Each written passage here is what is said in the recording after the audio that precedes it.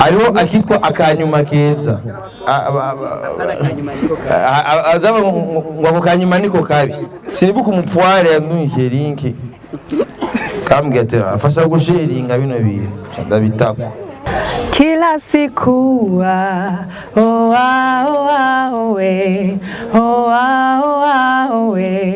yego bana amativi atanga ivyunguka niho igitangura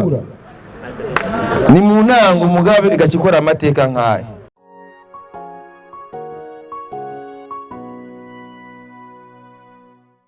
amashimisha ati ikosa n'Imana yakungariye igihugu ni cyacu ubundi ni cyacu tugomba kubwubaka kandi tugomba kubikunda kuko nta kindi gihugu kizoronka atari hama agomba afata umwanya mwiza wo kwakira gufata ijambo ry'uno munsi akire umwubaha Dr. umuyobozi w'ikinyamakuru atufatiye ngaho atubwire ijambo ry'umunsi murakoze CEO mwubaha nyakubahwa kugira amahoro uburyo iterambere muri icyaro cya West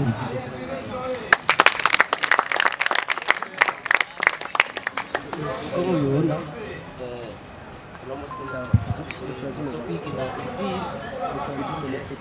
intsinzi ya uko mubibona tumaze dukwiye bwa mbere na mbere twashoboye kubahamaje ariko cyane cyane reka duhere bashoboye kuvuga ko bari batatu ba mbere byari ibintu byoroshye kubera iyo uri kurakaza n'abantu benshi higama muri benshi ugasanga bakabura kugira ngo bashyire imbere ariko muri batatu ba mbere umuntu ashobora kwashikagurira abandi bahumugisha reka rero tugaruke kuri kahise ka Kiyago cya West TV imbonesha kure kuvuga yatanguye itariki 2023 mu mwaka nk'uko mubibona Kiyago cya West TV twatanguye kandi yatabikoresha dufise bakaba badufise akenewe twakoresha mu gukuza ibiganiro byacu twarabora byatugora n'abanyeshuri ko mukubona nta bintu bishyashya tubatwazira turaronka jean bijyanye na finance ariko aho bigeze turakengurukira Imana murabibona ntawo bideha kuko muraje Kiyago yarateye intambwe reka tugaruke kuri bizoza imbere tujye twifuza n'intangiriro twihaye kuko umukuru w'igihugu ageze igihugu giteye imbere igihugu cyifashishije ibihumbi 40 giteye imbere mu 2060 ihangiro twebwe twihaye Kiyago cya West TV tubona nk'aho ibyo nayo twese bavuga ko ari CEO turavuga tuvuga ati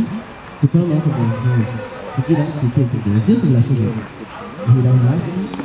twiteze kandi dukoresha abatungo bose twatuzi ko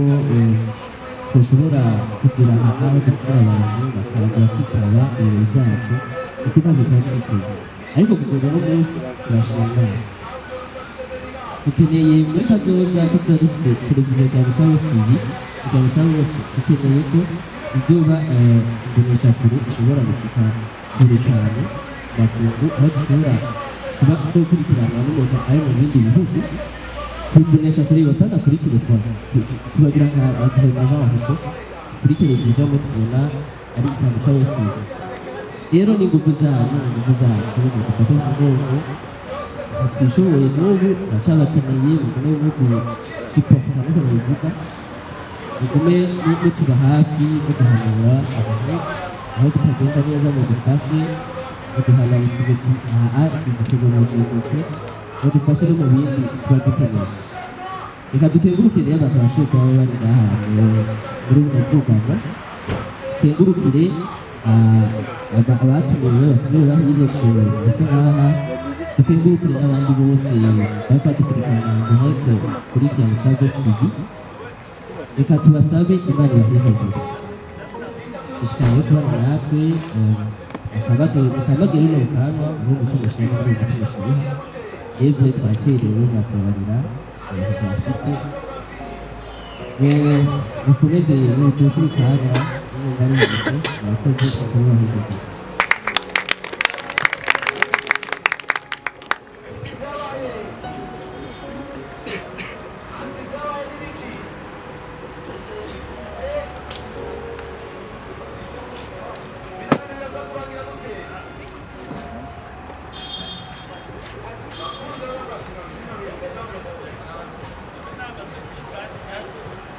Yego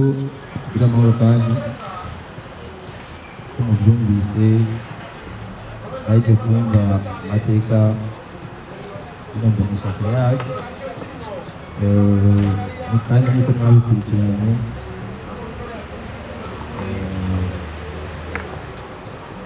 hari igitaramo ryari ryarategekanijwe barabikurikiranye kandi ibintu byiza cyane iyo ariko aravuka inganisha fenomene izi hama tukajya tubashyiraho n'amahiganwa mwene ayo kenshi inganisha kure nyinshi ziraza zikavuka zikabaho mugabo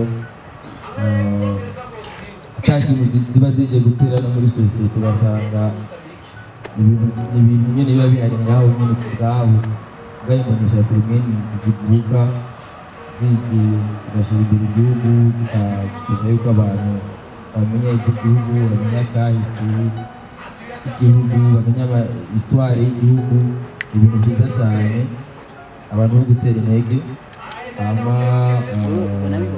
kuko turabona amasaha ageze kure no kwiyunguruza murazi yuko muri uno minsi ari ibintu bitoroshye naho twashaka tugire ko no kwigisabira dusabe abatekanije gushimira bitabiriye mbega imbere hama ibisigaye kugira amahoro. Ahubwo tugeze muri gare nziza kandi bidasanzwe tujya twita ibihe byacu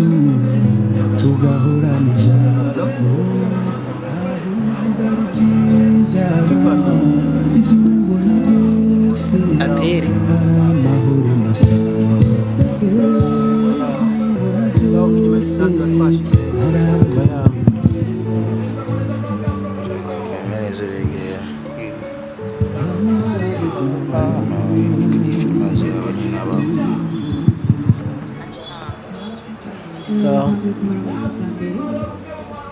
barasaba imbabazi kutatwaje uno munsi ariko reka tubashimire Imana twabyibagiye umutima wacu yatsikiraho dushima Imana iyo yabikoze yadushikanye ngaho uno munsi tuje dushimira kandi wazanye iyi ide ya competition yo gushiraho ihiganwa rya nawe nubwo atari ngaha tukari karadukurikirana en direct reka tugukomere amashyi abantu dushimire kandi n'abantu jeri narababwiye yuko itabereye undi reka dushimire abantu bari muri jeri atwo bariko baradukurikirana nabo nyene babyitwayemo neza cyane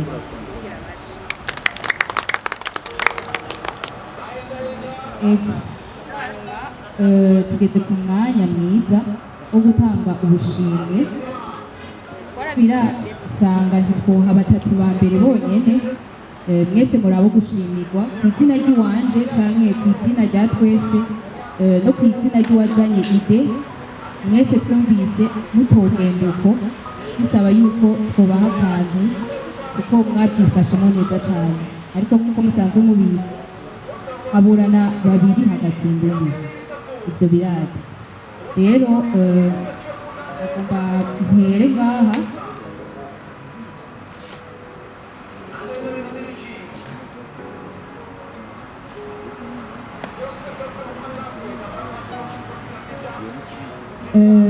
turafise amaklase novuga nk'amaklase ashika kuri 5 ndavuga ko twenda turatanga ubushimwe hariho gutanga ubushimwe ku bantu bose uwuzi wese ko ari umuparticipant turamuha agashimwe nk'uko mwabibonye turabaha 50,000 abo bari muri 5e classe hama muri 4e classe harimo abaparticipant nyene ariko barusha imyaka abandi ni kuvuga aba plus âgés murabizi neza yuko ibi bintu by'amakompetisiyo yitabira abantu b'abajene kuza guhiganwa rero n'umwana angana n'uwo wabyaye usanga ari ikindi kintu gikomeye cyane nico gituma ku ba plus âgés twongeye ko 50,000 ni kuvuga baronka 100,000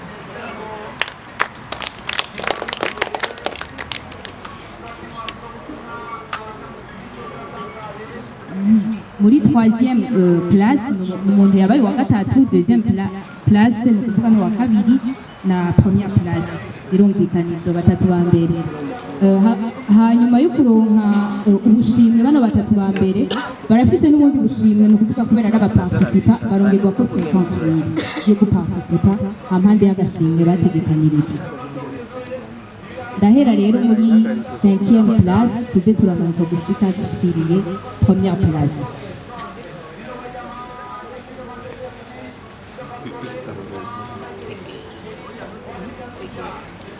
hanyuma y'ayo mahera bose abashoboye gushika ngaha twarabategeka udupira nk'utu aba bambaye twa ikiyago ca West TV mwateguriwe na ikiyago ca West TV yitiriwe imipira yitiriwe ihiganwa nyene reka duhere kuri Bukuru Jacqueline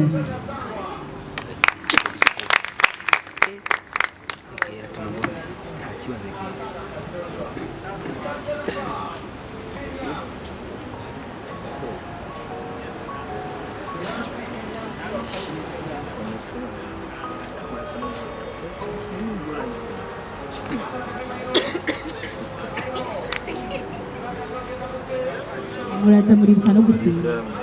turasinya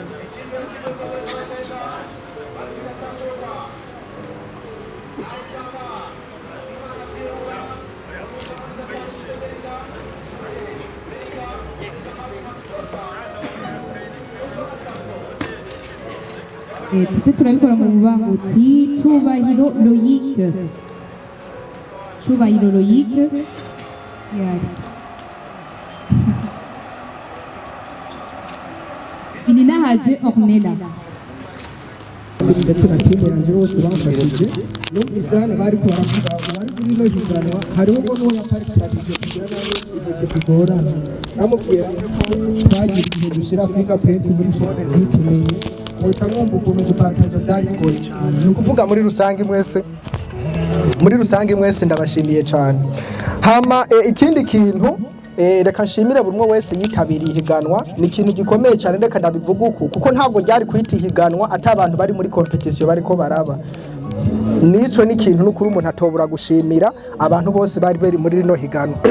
hama ikindi kintu ca nkora reka nshimire muri rusange abateguye rino higanwa kuko ni ibintu umuntu atofata minenegwe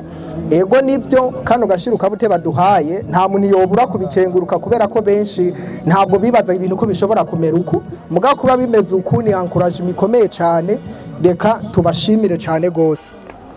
hama ikindi ndi buvuge cyane reka mvuge hari niya ku bantu bari biteguriye canke bari bitabiriye rino higanwa ndakivuga nshimitse cyane gose ngira aba bari hano n'aba bantu bateguye higanwa barazi carico content creator umuntu afise content ategura content nkizi mbo twe tubibona umengo ni ibintu bisanzwe muga mu by'ukuri umuntu ari muri domaine artistique arazi ukuntu bino bintu bigoye arazi ukuntu bikaze hariho abantu benshi bari gushobora kubivuga muga guhagarara imbere ya kamera kikaba ikibazo suko biri bariho ni benshi muga twebwe kuba twaragize ubwo bwoba tukabwikuramwo tugashobora guhaga imbere ya kamera bagafata tukavuga gupartage byo byari ibintu bisanzwe kuko nta nubwo bikaze kuko upartage ibintu wagize iki wakoze upartage ibintu warondeye rero muri no monde tugezemo ikintu bita content creator ni ikintu gikomeye cyane aho ngira ko ntera intege buri umwe wese ari hano pardon ngira ntera intege buri umwe wese yitabiriye no competition tumve neza ko ikiyago ca Bose TV ni opportunity nini ya kandi nziza cyane baduhaye ngira twese twarabonye ukuntu twagiye turakurikiranwa uko ibikorwa byacu byakunzwe aho gukosora nico tutokosora kugira ngo ibintu bigende neza hama twinjire muri no domaine ya content creator je ndabizi neza ijana kujana ko content creator irashobora guhindurira ubuzima buri umuntu wese ari hano afise iyo mpano yumva asanzwe yo kuyikora ntera intege rero cyane nshimitse abantu bari muri no competition ntibabifate ararger bumve ngo ni ibintu simple ngo ni ibintu bisanzwe ahubwo dukaze dukore tubandanye ntibice biherera hano ahubwo niyo twatera imbere tuzohore tuvuga ati abaduteye intege ni kiyago ca Bose TV ndazi ko ivyo bintu bizotugirira akamaro iyi tarike ntabwo izigira yibagirwa ku muntu yahaye agaciro kino gikorwa muri make nivyo novuga aho muri mwese reka nkomeze kubasabira imigisha n'imihezagiro murakoze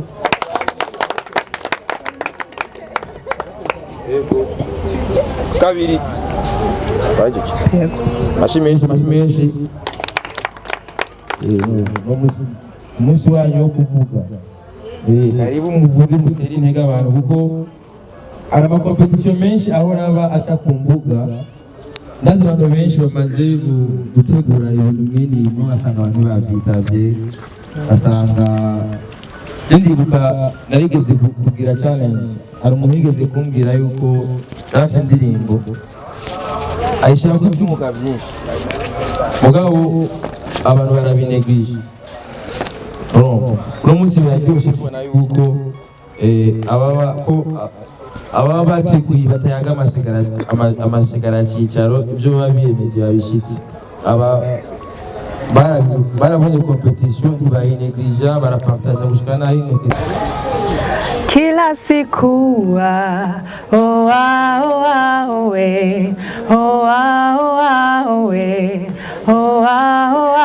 we kila siku ibuni sure nani nawe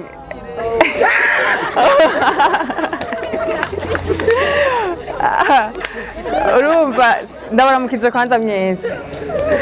ndibaza muri mwebwe ni bake bazi umuririmbyi ka Janine ndetse ni benshi bateguye ibintu twese tutari tuzi ariko umwe wese yagiye aprefera icyo yovugako rero ubwa mbere na mbere ndabaramukije mwese aho muri mu byubahiro byanyu Imana ibahezagire cyane ndashimiye Imana na jewe ubwa mbere na mbere kuba yaremeye ko nshobora kumenya ko ikiyago ca Bose TV yateguye ino competition ndabashimiye cyane ego ndashimiye na CEO n'umuntu umwubaha cyane kuri jewe ego plus ndashimiye cyane nkuko mugenzi wanje abivuze abari muri jury abatumye ibi byose biba ndabashimiye cyane ku rwego rwo hejuru cyane ego hama ntibyari byoroshye murabizi mwese twese twarakoze twege tugeze aha bon nta bihinga binini twakoresheje ni kujya nyene mwabikoze ariko nyene Imana ifise uko ibikora mu nzira zayo ibintu bigakora ego reka ndabashimire na mwebwe kanshimire n'abandi bose babikoze kugira ngo tubashe kuba turi hano hantu ndabashimiye cyane muri make numva mfise amashimwe muri jewe nta kindi novuga kirenga amashimwe ndabakeje mwese ndanabakunda cyane murakoze cyane reka mvuge ni amahoro mwese izina ryanje mwaryumvise ni Yohani Niyomwungere mugabo benshi mba nshima ko banyita Niyomwungere nkunda Uburundi Niyomwungere nkunda Uburundi Yohani bakagihoza ngamuca muvyumva impamvu ndabivuga ubu turi muri monde yuko la colonisation continue kugira ngo twibagire iby'iwacu yaba byo kunze nogiye muri ministere bakagira Niyomwungere nkunda Uburundi rero icyo novuga byinshi babivuze nanjye no gukenguruka nkuko byamye bivuga hama nongera nkengurukira mutama wacu mutama wubaho hanyuma mvuge ni aka gashimwe baduhaye mwese mwari mugakwiye reka namwe ndakabatura umuntu wese yagiye muri competition agashimwe mwumve ko naho mutakarose namwe nakiwanyu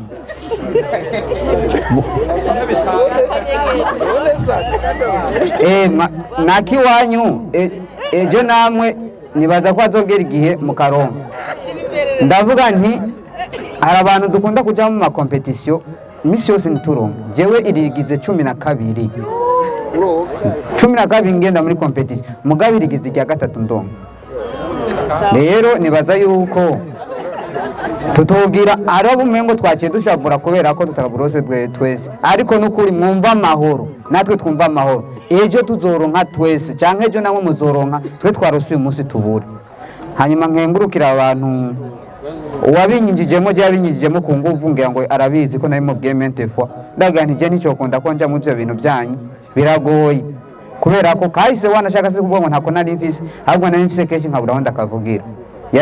Barabibonye ko narabuze aho mpera naho nohereza kubera ko nari mfise byinshi nkabona ko byose byovuga. None rero nyabagira Imana we waduhaye ubushimwe,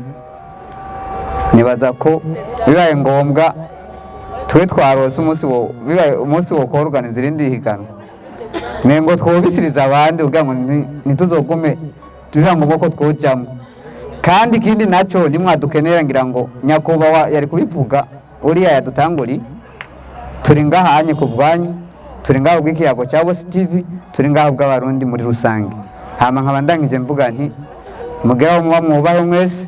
mubandanye mugira amahoro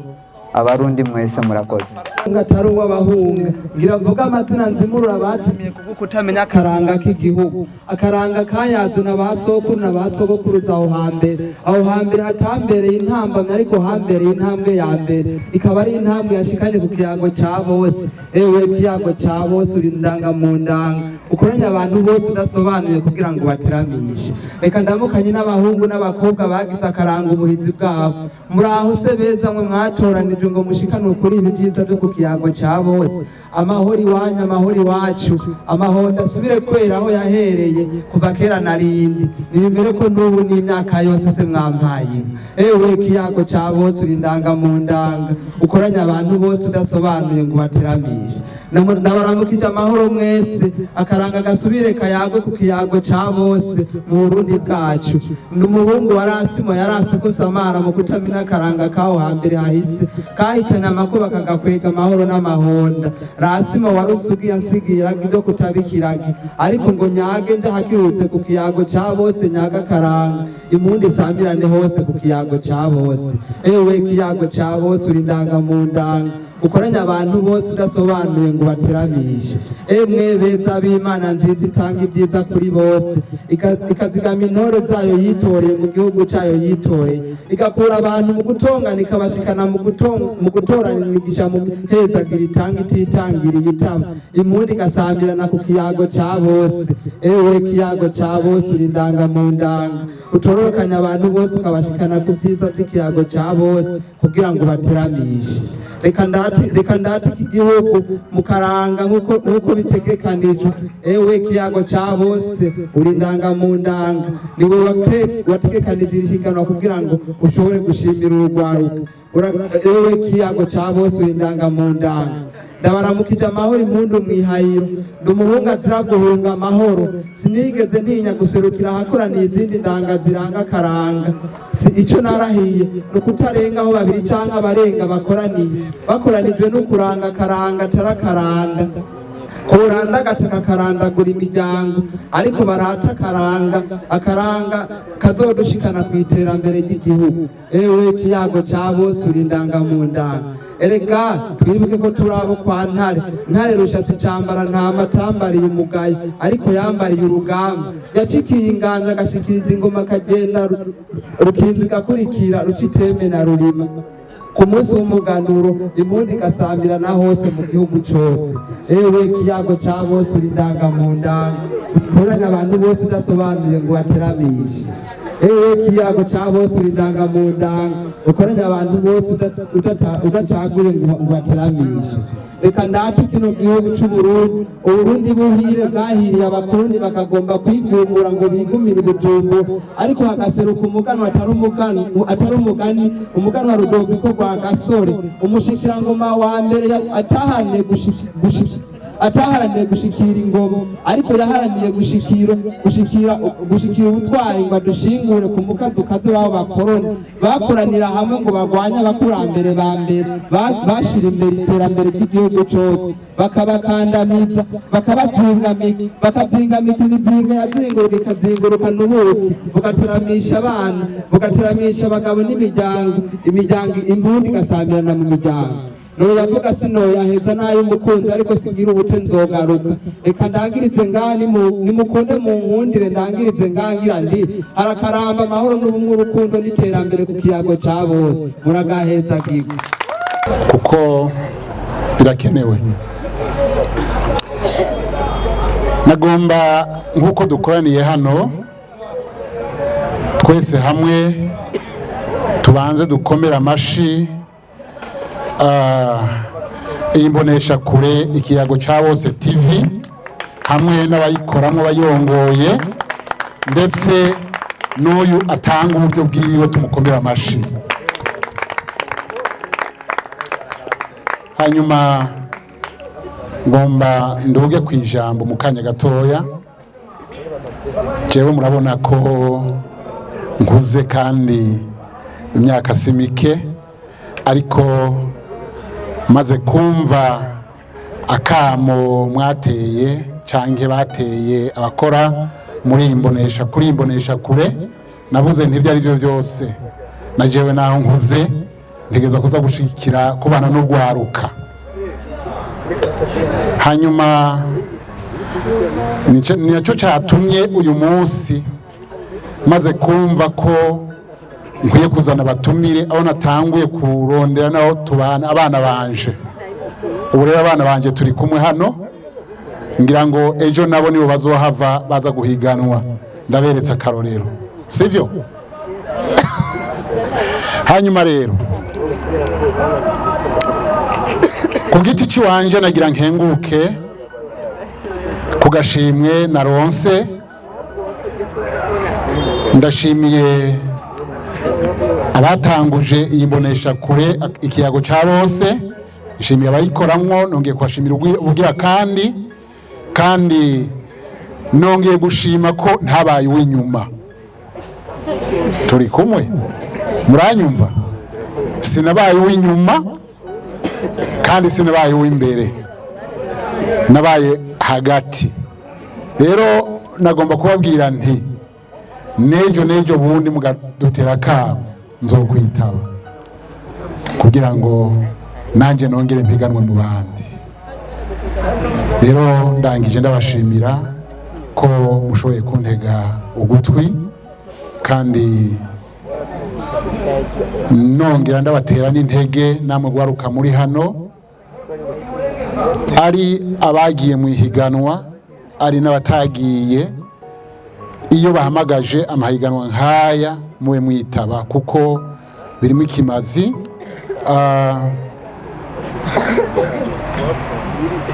Idris avuze ati ni ukuvuga iby'akaranga k'igihugu cyangwa iby'imico y'igihugu. Ni byiza kubivuga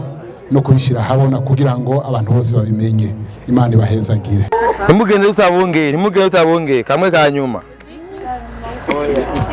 Hariho akitwa akanyuma keza.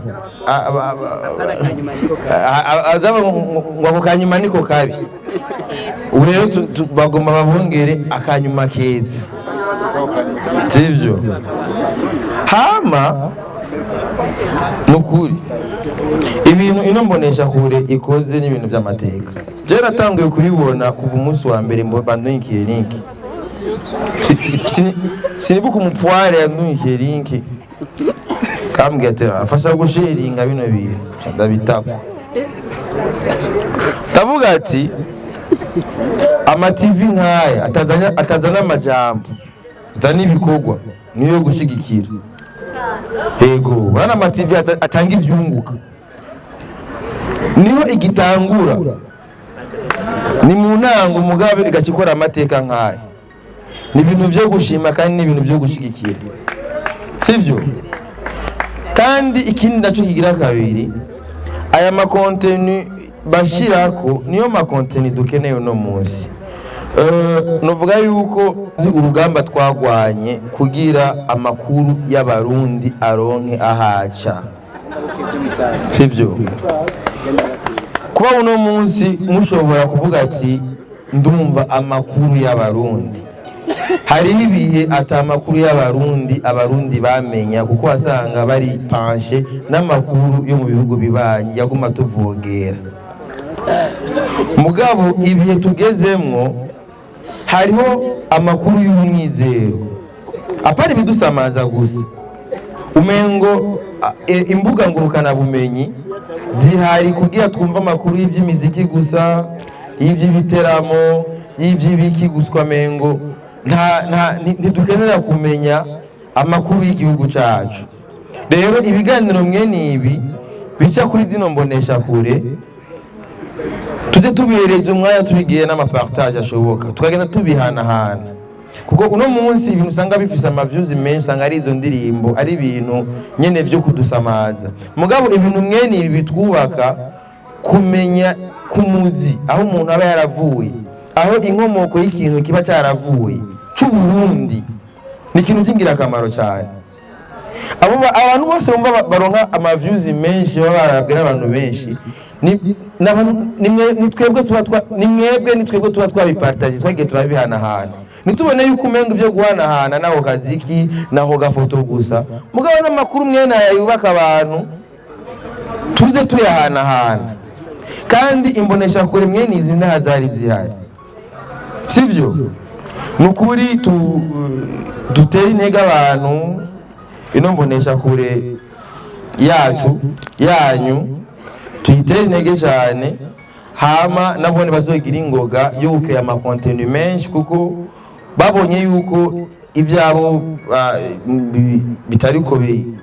birakurikiranwa benshi barabivamwo bakagenda, sivyo? Kandi tubikore nk'umuntu abakunda igihugu, nuko ibisigaye tugira amahoro. Kajambo karako